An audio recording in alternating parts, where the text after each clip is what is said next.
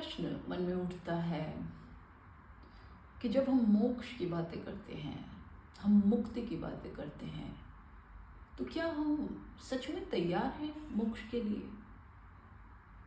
हम सच में मुक्ति के लिए तैयार हैं? मोक्ष का अर्थ केवल मृत्यु मात्र से नहीं है।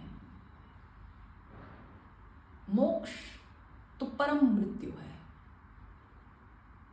मोक्ष अर्थ है उस बात का, उस घटना का जिसमें फिर दोबारा कभी मृत्यु घटित नहीं होती। साधारण मृत्यु के बाद दोबारा जीवन, फिर दोबारा मृत्यु, एक चेन चलती रहती है। ये तो केवल आवरण मात्र का बदलना है, पर मोक्ष का अर्थ है फिर आगे और कुछ भी नहीं। परम सत्य में विलीन, सब समाप्त। क्या हम सच में तैयार हैं इसके लिए, या केवल हम बातें करते हैं इस बारे में? क्योंकि ये एक तरीके की पूर्ण स्वतंत्रता है, संपूर्ण स्वतंत्रता। इससे ज्यादा स्वतंत्रता नहीं हो सकती। क्या इतनी स्वतंत्रता झेलने की हमारी क्षमता है? मानसिक, बौद्धिक, आत्मिक, आध्यात्मिक रूप से, किसी भी प्रकार से क्या हमारी स्वतंत्रता है इतनी कि हम इसे झेल सकें? क्योंकि मनुष्य जितनी बोलता है इस बारे में कि हमें मुक्ति चाहिए, हमें मुक्ति चाहिए, उसके कृत्य उतने ही उल्टे हैं। वो जितनी मुक्ति की बातें करता है उतना ही ज्यादा बंधन में पड़ा है, और वो सारे बंधन उसके खुद के बनाए हुए हैं। अगर उसकी सच में परम आकांक्षा मुक्ति की है तो वो इतने बंधन निर्मित क्यों कर रहा है? उसे तो धीरे धीरे बंधनों को काटते चले जाना चाहिए ताकि परम मोक्ष तक पहुंचा जा सके, पर ऐसा नहीं है। बिल्कुल उल्टा है इसका। बंधन पे बंधन निर्मित होते चले जा रहे हैं। धन का बंधन, पद का बंधन, रिश्तेदारी का बंधन, बच्चों का बंधन, नौकरी चाकरी का बंधन, पद प्रतिष्ठा का बंधन, न जाने क्या क्या, अथाह मोह का बंधन।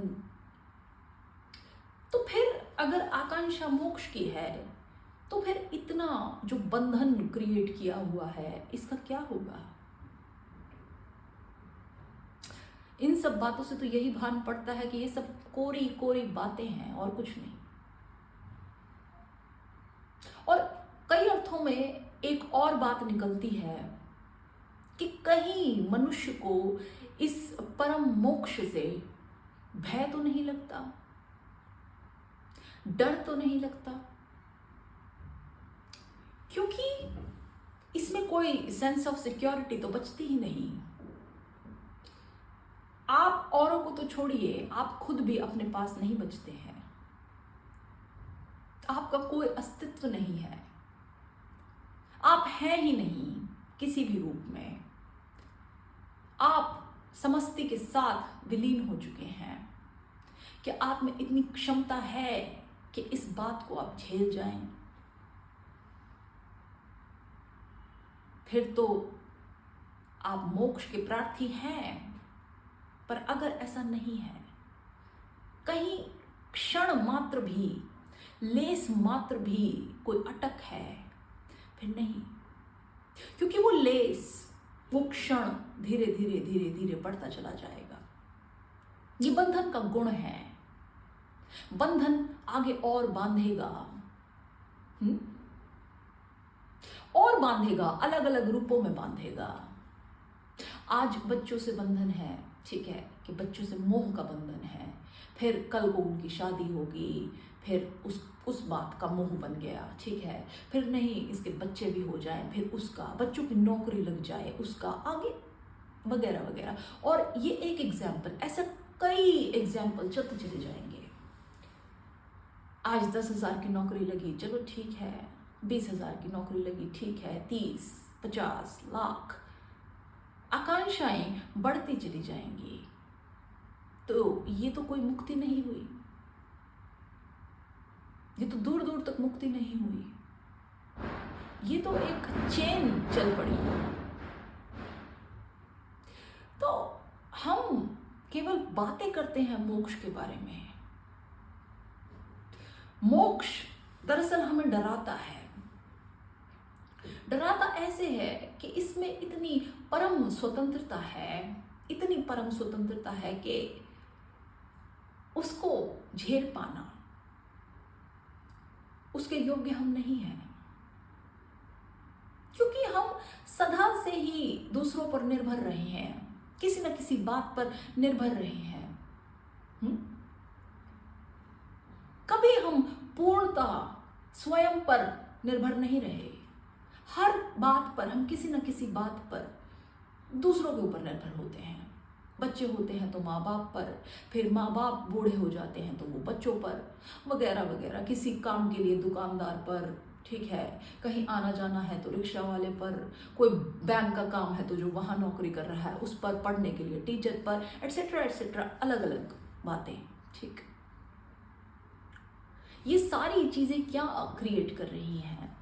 ये बंधन का जाल ही तो है, और क्या है, और क्या है। और क्या ये अपने आप निर्मित हुआ है? नहीं, हमने खुद ने किया है, अपनी सुविधा के लिए किया है। अपनी सुविधा, अपने कंफर्ट के लिए हमने किया है। अब ये कंफर्ट भी एक बंधन है, क्योंकि हमें अनकंफर्टेबल रहना पसंद नहीं है ना? तो ऐसे ही हर स्थूल बंधन के नीचे छोटे छोटे सूक्ष्म बंधन हैं, जिनका हमें पता भी नहीं कि सच में बंधन है, पर हैं। एक धीर पुरुष के लिए, मनुष्य के लिए तो सारी कंडीशंस एक जैसी हैं, हर चीज एक जैसी है। वो हो चाहे ना हो, दोनों में वो एक ही है, उससे उसे कुछ फर्क नहीं पड़ता। क्या हमारी वो कंडीशन है? क्या कोई चीज हमसे छिन जाए तो हमें दुख नहीं होगा, कोई चीज हमें मिल जाए तो सुख नहीं होगा? नहीं। कई लोग कहते हैं कि ये सब बातें हम आगे नहीं ले जा सकते, क्योंकि शादी हो गई, बाल बच्चे हैं, उनकी जिम्मेदारियां हैं। पर शादी तो आपने ही की, और किसी ने तो नहीं की। शादी आपने अपनी मर्जी से की, चलो नहीं की, माँ बाप की मर्जी से की होगी, पर उनकी मर्जी मानना भी आपकी मर्जी है ना? आप मना कर देते। अगर कोई और बात हो जाए, कहीं आग लग जाए और कोई आपको कहे कि आप यहीं बैठे रहिए, तो आप बैठे रहेंगे, आप भागेंगे। पर ऐसा आपने शादी के केस में नहीं किया। इसका मतलब आपकी खुद की रजामंदी है इस चीज में। आप माता पिता को नाहक जिम्मेदार ठहराते हैं। आप खुद चाहते हैं आप बंधन में पड़े अपने कंफर्ट के लिए, ताकि आपको सहारा हो जाए। आप खुद को अकेला नहीं रख सकते। आप अपनी कंपनी को खुद ही पसंद नहीं करते, और वस्तुतः कहूं तो आपको पता ही नहीं कि अपनी कंपनी में खुद रहा कैसे जाए। आप अपने आप के साथ क्या कीजिए, आप जानते ही नहीं हैं इस बात को, क्योंकि आपने कभी ऐसा किया ही नहीं। आपने देखा होगा बहुत सारे लोग होते हैं, कुछ न कुछ उधेड़-बुन में लगे रहते हैं। कभी ये कीजिए, कभी वो कीजिए, हर छुटपुट काम, बड़ी आतुरता होती है उन्हें कि कभी ये कर लूं, कभी वो कर लूं। 2 मिनट भी वो शांति से नहीं बैठ सकते, और ना दूसरे को बैठने देते हैं, उन्हें भी टोकते रहेंगे कि कुछ कर ले, है ना? ऐसे लोग देखे होंगे आपने, सब घरों में ऐसे लोग होते हैं। क्या कारण है ऐसी मानसिकता का? ऐसी मानसिकता का कारण ये है कि जैसे ही ये लोग अकेले बैठते हैं, इन्हें उस खामोशी में खुद के दर्शन होने लगते हैं। ये उस भाग से मिलने लगते हैं जिससे ये कभी नहीं मिले, और इन्हें घबराहट होती है। वो प्रश्न उठने लगते हैं जिनका ये सामना नहीं करना चाहते, इन्हें घबराहट होने लगती है। इसलिए कुछ ना कुछ करने का आवरण ओढ़े रखते हैं, अपने आप को बिजी रखते हैं, ताकि ये खुद से ना मिल सके। इसलिए अपने चारों तरफ इन्होंने इतने बंधन क्रिएट किए हैं कि हमें ये भी काम है, हमें वो भी काम है, हमें ये भी काम, वगैरह वगैरह वगैरह, कि इन्हें एक पल की फुर्सत नहीं है कि खुद के साथ बैठ जाएं। तो मुक्ति, मोक्ष, ये तो बहुत दूर की बातें हुई, ये केवल बातें ही हुई। जो व्यक्ति सच में मोक्ष को पाना चाहता है, उसे तो न जीवन में रस है, न मृत्यु में रस है, उसे तो स्वतः मोक्ष में भी रस नहीं है। समझे? जो सच में मोक्ष का हकदार है, उसे तो स्वयं मोक्ष में भी रस नहीं है। वो कहे ठीक है, मिलता है तो ठीक है, नहीं मिलता है तो ठीक है। वो इतना नीरस हो चुका है चीजों से, वो उस लेवल पे आ चुका है कि मोक्ष की भी उसे आकांक्षा नहीं। जीवन मृत्यु तो परे रही, जीवन के सुख दुख तो परे रहे, स्वतः मोक्ष भी आए तो आए, ना आए तो ना आए, ठीक है, देख लेंगे जो होगा। वो इतना आज में विराजित है, अभी में विराजित है। तो ये लक्षण है उस व्यक्ति के जो मोक्ष सच में प्राप्त कर सकता है।